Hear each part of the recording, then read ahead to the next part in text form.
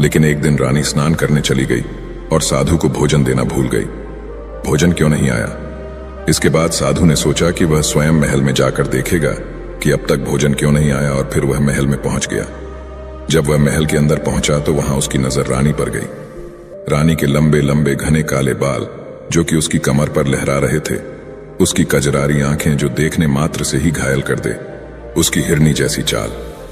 रानी के इतने सुंदर रूप को देखकर सन्यासी चकित हो गया और रानी की सुंदरता सन्यासी के मन में घर कर गई और वह वहां से बिना कुछ कहे ही अपनी कुटिया में लौट आया। सन्यासी रानी के रूप की सुंदरता को भुला ना सका और वह खाना पीना त्याग कर अपनी कुटिया में पड़ा रहा। उसने कई दिनों तक कुछ भी नहीं खाया, जिसकी वजह से वह बहुत कमजोर हो गया। फिर कुछ समय बाद राजा वापस लौटे और जब उसे सन्यासी की हालत का पता चला तो वह सीधे सन्यासी के पास पहुंच गए और बोले कि हे भगवान, क्या बात है, आपको क्या हो गया और आप इतने कमजोर कैसे हो गए? किस गहरी सोच में डूबे हो? क्या मुझसे कोई गलती हो गई है? तब साधु ने कहा, नहीं राजा, आपने कोई गलती नहीं की है। यह सुनकर राजा बोले, तो फिर क्या बात है, आप मुझे बताइए, मैं आपकी समस्या का समाधान अवश्य करूंगा। यह सुनकर तपस्वी ने राजा से कहा कि आपकी रानी की अद्भुत सुंदरता को देखकर मैं उसकी सुंदरता पर मोहित हो गया और अब मैं रानी के बिना नहीं रह सकता। यह सुनकर राजा हैरान हो गया और कुछ देर सोचने के बाद राजा ने उस सन्यासी से कहा, मैं आपको रानी दे दूंगा। यह सुनकर सन्यासी बहुत प्रसन्न हुआ।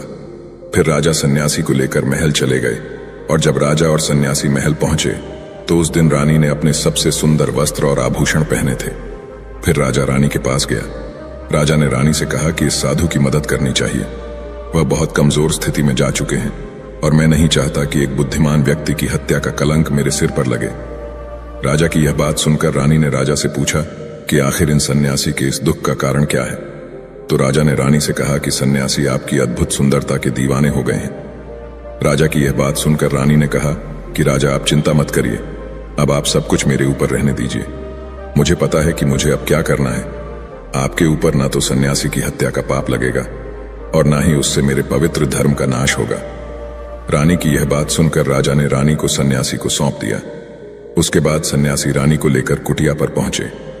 जब रानी सन्यासी की कुटिया पर पहुंची, रानी ने सन्यासी से कहा कि हमें रहने के लिए घर चाहिए, हम इस झोपड़ी में नहीं रह सकते। यह सुनकर सन्यासी राजा के पास गया और राजा से जाकर बोला कि हे राजा, हमें रहने के लिए घर चाहिए। सन्यासी की बात सुनकर राजा ने उनके लिए घर का प्रबंध कर दिया। फिर सन्यासी रानी को लेकर घर पहुंचा। जब रानी सन्यासी के साथ उसके घर पर पहुंची तो रानी ने सन्यासी से कहा कि यह घर तो बहुत गंदा है और इसकी हालत बहुत खराब है, मैं इस घर में नहीं रह सकती। यह सुनकर सन्यासी फिर से राजा के पास गया और राजा के पास जाकर बोला, हे राजा, जो आपने हमें घर दिया है उस घर की हालत बहुत खराब है। सन्यासी की बात सुनकर राजा ने उसे घर की हालत ठीक करवा दी। उसके बाद फिर रानी घर के अंदर गई और नहा धोकर बिस्तर पर आ गई। तभी साधु भी बिस्तर पर आ गया। फिर उसके बाद रानी ने साधु से कहा कि आप जानते हैं कि आप कौन हैं और क्या बन गए हैं। आप एक महान साधु थे जिनके लिए राजा स्वयं सभी आवश्यक चीजें उपलब्ध कराते थे, जिनके पास दूर दूर से लोग ज्ञान प्राप्त करने आते थे, जो लोगों को सत्य का मार्ग दिखाते थे, जो लोगों की समस्याओं का समाधान करते थे, जिन्हें सभी लोग गुरु मानते थे, जिसे सब लोग भगवान मानकर पूजते थे। और आज आप वासना के कारण मेरे गुलाम हो गए। रानी की यह बात सुनकर साधु को झटका लगा और उसे एहसास हुआ कि वह एक साधु है और यह सब क्या कर रहा है। वह यह सब सुख सुविधाएं त्याग कर शांति की तलाश में जंगलों में चला गया था। जोर जोर से रोने लगा और चिल्लाने लगा और रानी से कहने लगा कि मुझे क्षमा कीजिए महारानी, मैं ये क्या करने जा रहा था, मैं अभी आपको राजा को सौंप कर आता हूं। सन्यासी की बात सुनकर रानी ने सन्यासी से प्रश्न किया कि साधु महाराज, मेरे मन में एक प्रश्न उठ रहा है, कृपया मेरे प्रश्न का उत्तर दीजिए।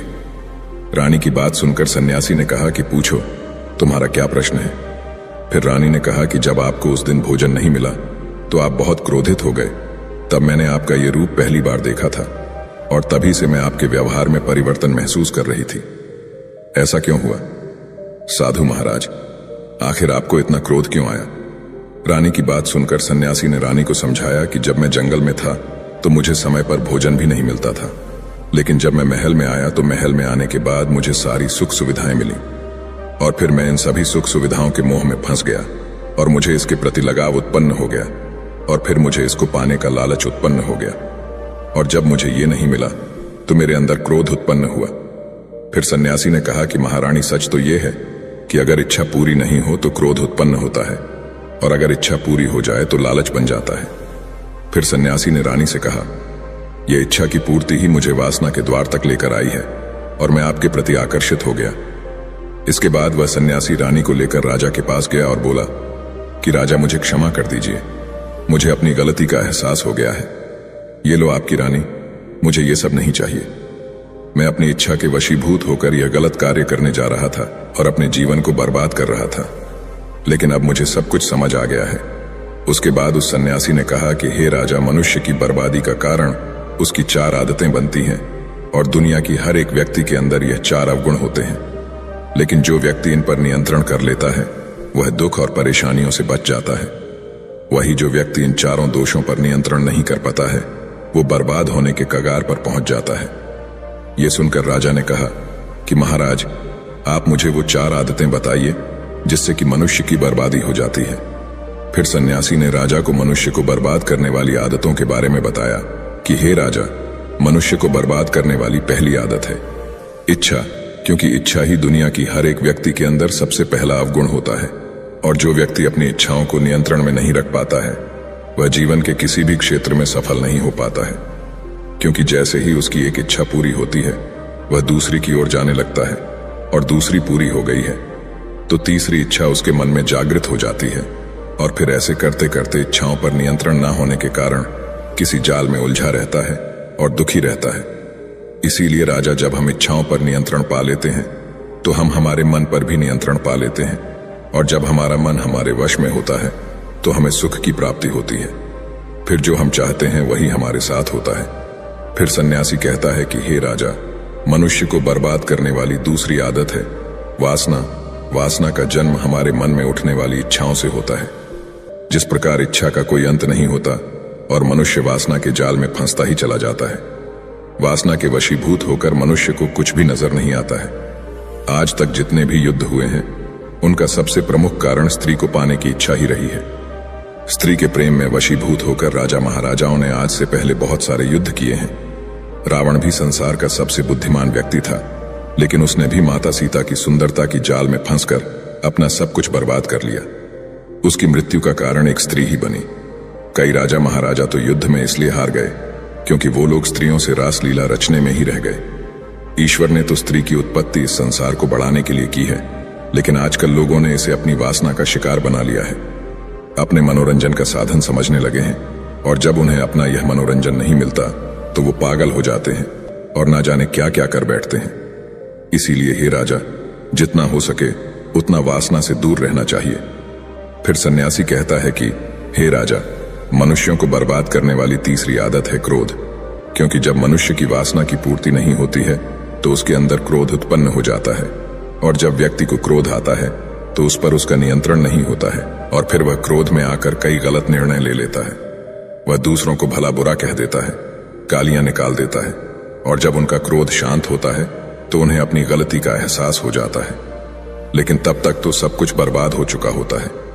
क्रोध के कारण मनुष्य के कई बने बनाए काम भी खराब हो जाते हैं। जब मनुष्य के भीतर क्रोध उत्पन्न होता है तो वह अंदर से बहुत कमजोर हो जाता है, और एक कमजोर मनुष्य कुछ भी नहीं कर सकता है, उसे कभी भी सफलता हासिल नहीं हो सकती। क्रोध हमारे भीतर तनाव को उत्पन्न करता है, और अगर एक बार हम तनाव में चले गए तो हमारा पूरा जीवन बर्बाद हो जाता है। फिर सन्यासी कहता है कि हे राजा, मनुष्य को बर्बाद करने वाली चौथी आदत है लालच। लालच का फल सदैव बुरा होता है। लालच में फंसकर हम बहुत सी लोगों का बुरा कर देते हैं। हर मनुष्य के जीवन में कभी ना कभी ऐसे समय अवश्य आते हैं जब वह लालच कर बैठता है, और अधिक पाने की लालसा में वह कुछ ऐसा कर बैठता है जिससे जो उसके पास था वह उसे भी गंवा देता है।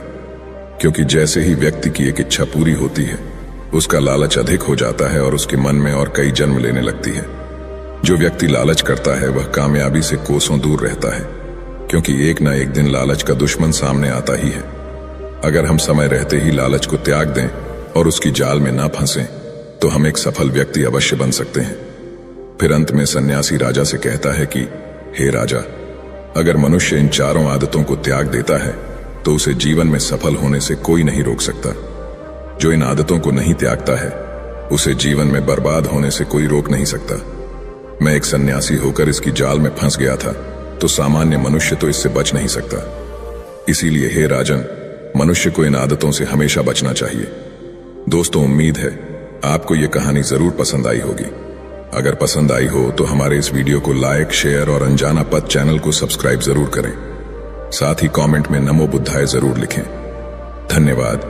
नमो बुद्धाय त्यागता है, उसे जीवन में बर्बाद होने से कोई रोक नहीं सकता।